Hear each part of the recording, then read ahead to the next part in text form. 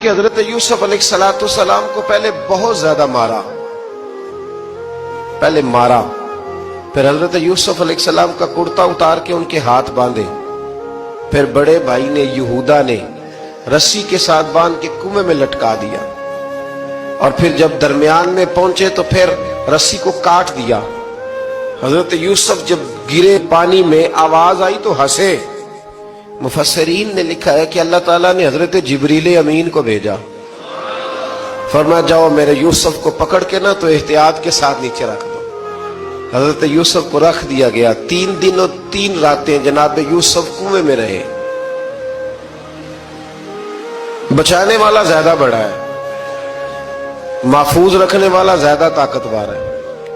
3 دن اور 3 راتیں کنویں میں رہے۔ انہوں نے کیا کیا کہ حضرت یوسف کا کرتا چونکہ اتار لیا تھا، 2 کرتے انہوں نے پہنے ہوئے تھے۔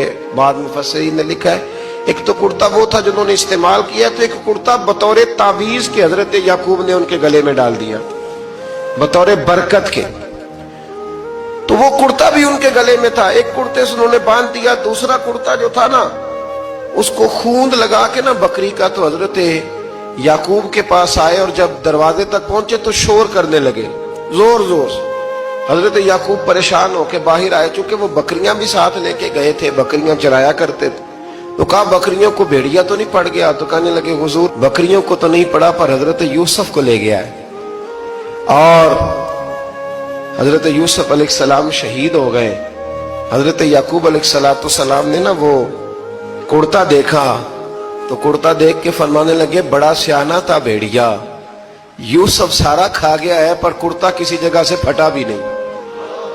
اس کا مطلب ہے کہ حضرت یعقوب کو سمجھ آ گئی کہ میرے یوسف کو بھیڑیے نے کھایا نہیں ہے۔ یہ قرآن مجید ہے۔ فرمایا بڑا سمجھدار تھا بھائی، کرتا پھٹا بھی نہیں اور یوسف کو سارا کھا گیا۔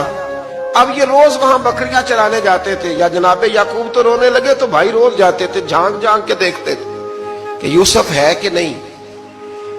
تیسرے دن ایک قافلہ وہاں سے گزرا جو مصر جا رہا تھا، انہوں نے پانی نکالنے کے لیے جب ڈول لٹکایا تو حضرت یوسف نے پکڑ لیا۔ اس شخص نے حضرت جناب یوسف علیہ السلام کو اوپر کھینچا، جب اب واپس اوپر زندہ نکل آئے تو بھائی پھر حیران ہو گئے۔ ابھی بھی شکر ادا نہیں کیا کہ 3 دن کے بعد دیکھو اللہ نے کتنا فضل فرمایا ہے، لیکن وہ پھر کہنے لگے قریب آ کے نا اس سے یہ ہمارا بھاگا ہوا غلام ہے، اگر تمہیں چاہیے تو لے لو، سستا بیچ دیں گے۔ حضرت یوسف کا قول بعد مفسرین نے لکھا ہے، آپ فرماتے ہیں کہ مجھے جب انہوں نے تھپڑ مارے تو اتنی تکلیف نہیں ہوئی، کنویں میں پھینکا تو اتنی تکلیف نہیں ہوئی، تکلیف تب ہوئی جب انہوں نے مجھے بھائی نہیں مانا اور کہنے لگے یہ ہمارا بھاگا ہوا غلام ہے۔ تو کہا کتنے کا بیچو گے؟ کہا تم 20 درہم دے دو اور لے لو۔ 20 درہم کا جناب یوسف کو بیچ دیا۔ وہ لے گئے مصر کی منڈی میں، وہاں قیمت لگنے لگی، کتنے ہزار، اتنے ہزار، اتنے ہزار۔ اللہ اکبر۔ جناب یوسف کہتے میں نے وہ رنگ بھی دیکھا کہ جب میرا باپ سب سے بڑھ کر مجھ سے پیار کرتا تھا، اور آج میں وہی یوسف ہوں جس کی بولیاں لگ رہی۔ عزیز مصر آ گیا، مصر کا جو مال خزانہ کا مالک تھا وہ شخص آ گیا۔ اس میں بھی کئی اقوال ہیں کہ وہ بادشاہ تھا کہ کیا تھا، بہرحال عزیز مصر آیا، خزانوں پر قبضہ اسی کا تھا۔ اس نے حضرت یوسف علیہ السلام کے وزن کے برابر سونا تول کے دیا، وزن کے برابر چاندی تول کے دی، وزن کے برابر اس نے ہیرے جواہرات دیے، پھر گھر لے گیا۔ اور جناب یوسف علیہ السلام فرماتے ہیں میں ایک آزمائش سے نکلا، جب گھر آیا تو بڑے سکون سے رہنے لگا۔ عزیز مصر نے اپنی بیوی زلیخا سے کہا اس کا خاص خیال رکھنا۔ فرماتے ہیں محبت ملنے لگی، پیار ملنے لگا، گھر میں بڑی خوشی سے رہنے لگا، پر اللہ کو کچھ اور ہی منظور تھا۔ آزمائش پر آزمائش ذرا دیکھیے گا، پہلے باپ کا پیار، پھر کنواں، پھر کنویں سے بچ گئے تو مصر کی منڈی۔ فرماتے ہیں وہاں سے میں بچ کے آیا، عزیز مصر کے گھر رہنے لگا۔ زلیخا فریفتہ ہو گئی، گناہ کی دعوت دینے لگی، تو حضرت یوسف نے کہا قال معاذ اللہ، میں اللہ کی پناہ چاہتا ہوں۔ سارے دروازے بند کر کے جب وہ پیچھے بھاگی असल हसीन वही शख्स होता है जो अपने बातन के हुस्न को बचा लिया करता है। जो सौदागरी करने लगे वो थोड़ा हसीन होता है। हजरत यूसुफ अलैहिस्सलाम जब भागे तो उसने पीछे से पकड़ के कुर्ता खींचा, कुर्ता फट गया। अभी आप दरवाजे तक पहुंचे थे, अजीज मिस्र खुद आ गया। उसने आगे कहा ये क्या हो रहा है? तो उसने मकर किया जुलेखा ने, कहने लगी कि होना क्या है, इसको घर में रख के पाला है, अब जवान हुआ है तो माज़अल्लाह इसने मेरे तरफ दस्त दराजी करने की कोशिश की है। हजरत यूसुफ फिर खामोश हो गए। भाई बेच रहे थे तो फिर भी खामोश थे। कभी कभी कुछ चीजें खामोश रह के सहनी पड़ती। जख्म पे जख्म खा के जी, खूने जिगर के घूंट पी, आह न कर लबों को सी, ये इश्क है को दिल लगी नहीं। हजरत यूसुफ अलैहिस्सलाम फिर चुप है। जुलेखा ने बड़ी बातें की। एक दाना आदमी था, कुरान कहता है एक बोला बोलने वाला, एक अक्लमंद बोला। उसने कहा देखो, ना जुलेखा की सुनो ना यूसुफ की सुनो। अगर तो कुर्ता आगे से फटा हुआ है तो फिर गलती है जनाब यूसुफ की, और अगर पीछे से फटा है तो फिर जुलेखा की गलती। हजरत यूसुफ की माज़अल्लाह फिर गलती। तो अजीज मिस्र ने कुर्ता देखा तो पीछे से फटा था, लेकिन इमाम कुर्तुबी कहते हैं वो कोई अक्लमंद आदमी नहीं, वो तो 4 महीने का बच्चा था। वो एक 4 महीने का वो करीब था। हजरत यूसुफ अलैहिस्सलाम की गवाही देने के लिए अल्लाह ने उसे जुबान दी थी। जुलेखा के मामू का बेटा था, 4 महीना का गहवारे में लेटा हुआ, जब बादशाह से फैसला नहीं हो रहा था और बादशाह परेशान था अजीज मिस्र के, किसी को जाके बताऊंगा तो कोई क्या सोचेगा, इसके घर में क्या कुछ होता है। कहते परेशान था तो पंघूड़े से बच्चा बोल पड़ा। कहने लगा बादशाह अगर तो कुर्ता आगे से फटा है तो फिर माज़अल्लाह गलती हजरत यूसुफ की, अगर पीछे से फटा है तो फिर जुलेखा की। तो कुर्ता पीछे से फटा था। हजरत यूसुफ के हक में गवाही मुकम्मल हो गई। अब आहिस्ता आहिस्ता ना दरबार में, महल में बात फैलने लगी। तो बीबियां कहने लगी ओहो, जुलेखा तो एक गुलाम पे आशिक हो गई है, एक गुलाम पे। तो जुलेखा कहने लगी तू अजय मेरा महबूब नहीं डिठा। ये रटे डालने वाले देखते नहीं और दूर खड़े रह रह के कहानियां सुनाते रहते। उसने कहा तूने अभी देखा नहीं ना, तूने अभी, तुझे क्या पता हो कि माजरा क्या है। तो कहने लगी नहीं तू गुलाम पे। उसने कहा चलो तजर्बा कराती हूं। सारी औरतों को बिठाया, हाथ में एक एक सेब दिया, एक एक छुरी दी, और जब पूरी तैयारी हो गई फल काटने की औरतों की, तो जनाबे यूसुफ से कहा जरा झलक तो दिखाओ। तो हजरत यूसुफ ने जब झलक दिखाई तो कुरान कहता है सेब काटने की बजाय हाथ काट लिए, और कहने लगी ओहो ये कोई बशर नहीं, ये तो कोई फरिश्ता है, ये कोई फरिश्ता है, ये तो कोई अल्लाह तबारक व तआला की तरफ से आने वाला, कोई करामत वाला, इज्जत वाला, शान वाला फरिश्ता है। तो जुलेखा कहने लगी समझ आई है फिर, तो मुझ पर शिकवा करती थी। तो अब वो बात भी आहिस्ता आहिस्ता फैलने लगी कि हजरत यूसुफ अलैहिस्सलाम की गलती नहीं, गलती जुलेखा की। अब बादशाह ने जुलेखा से कहा कि अगर तो मैं तेरी बात करूं तो तेरे साथ मेरी बदनामी का भी डर है, क्या करे। तय ये पाया कि हजरत यूसुफ को जेल में डाल दिया जाए। पहले भाइयों के थप्पड़, फिर कुआं, फिर मिस्र की मंडी, फिर जुलेखा का इल्जाम, और फिर बारी आ गई जेल जाने की। हजरत यूसुफ अलैहिस्सलाम को जेल में, कुछ ने लिखा है 12 साल जेल में रहे, जेल में डाल दिया। हजरत यूसुफ अलैहिस्सलाम जेल में क्या करते, वाज फरमाते, तबलीग फरमाते, लोगों को अल्लाह की तौहीद की दावत देते।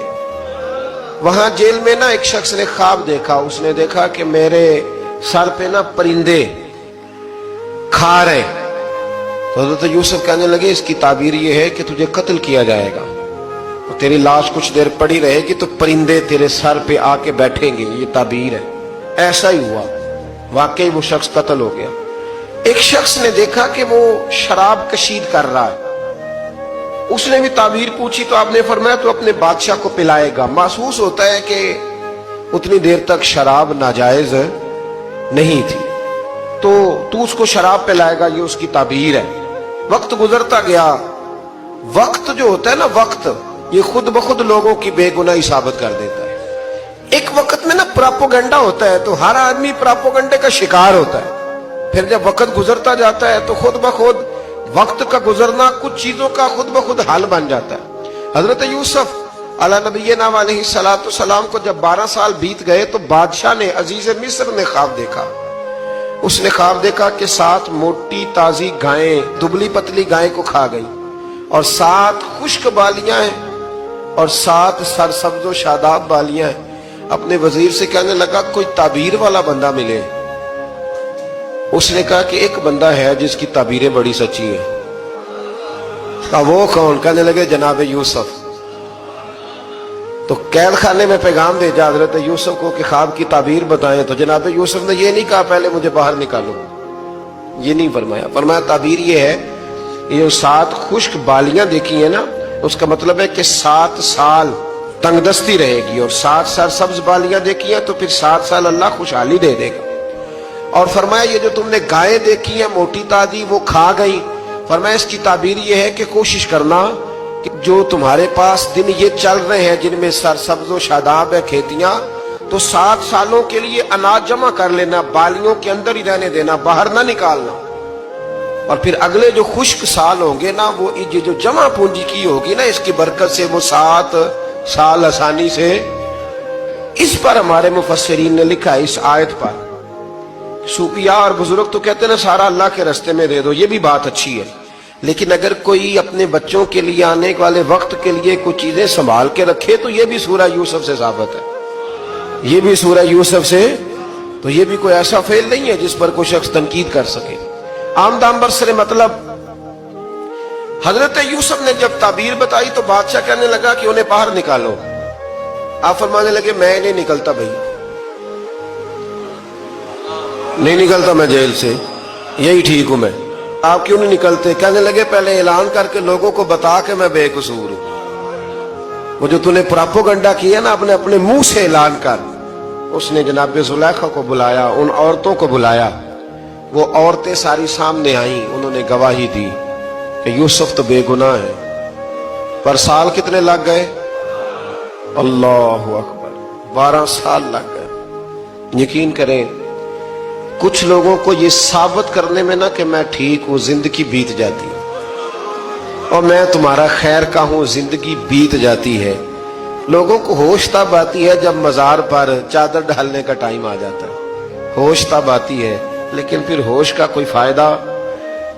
12 سال کے بعد بادشاہ نے ان کو بلایا اور کہنے لگا کہ یہ جو خواب میں نے آپ کو سنایا اب کرنا کیا ہے؟ تو حضرت یوسف کہنے لگے تم سے کچھ بھی نہیں ہوگا، اگر کچھ کرنا ہے تو پھر یہ خزانے کی ذمہ داری میری لگاؤ، اگر کوئی قابل آدمی ہو تو وہ آگے بڑھ کے بات کر سکتا ہے۔ یہاں ہر بندہ ہی آگے بڑھ کے کہتا ہے مجھے دے دو ڈیوٹی، لیکن قابل ہو تو وہ آگے بڑھ کے بات کرے اور سمجھے کہ میرے علاوہ کسی کے لیے مشکل ہے، تو پھر وہ آگے بڑھے۔ حضرت یوسف نے جب کہا تو انہوں نے آپ کو وزیر خزانہ بنا دیا۔ پھر ایک وقت آیا کہ وہ عزیز مصر ہی بن گئے، قحط پڑ گیا۔ جب مصر میں قحط پڑا تو دائیں بائیں بھی قحط پڑا، کنعان کے آپ رہنے والے تھے، وہاں بھی قحط پڑا۔